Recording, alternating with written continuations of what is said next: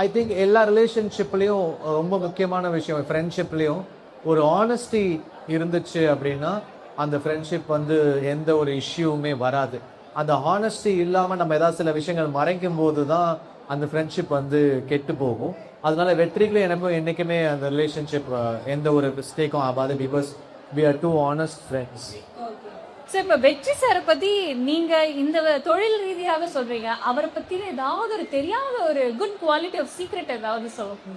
தெரிஞ்சிருக்கா அவர் நிறைய பேர்ட்ஸ்லாம் வளர்ப்பாரு, இந்த பிஜியன்ஸ் வளர்ப்பாரு, அதோட ப்ரீடிங்கு, டாக்ஸ் ப்ரீடிங், இதெல்லாம் வந்து ரொம்ப ஃபார்ம் வச்சு அவர் பயங்கர பெட்ஸு, அப்புறம் இந்த ப்ரொஃபஷனல் அனிமல்ஸ் ரேசிங் வந்து பயங்கரமாக பண்ணுவார். இது வந்து அவருடைய பெரிய பேஷன். அது அப்புறம் அவர் ஒரு லெஃப்ட் ஹேண்ட் பேட்ஸ்மேன், கிரிக்கெட் ஆடுவார், லெஃப்ட் ஹேண்ட் பேட்ஸ்மேன்.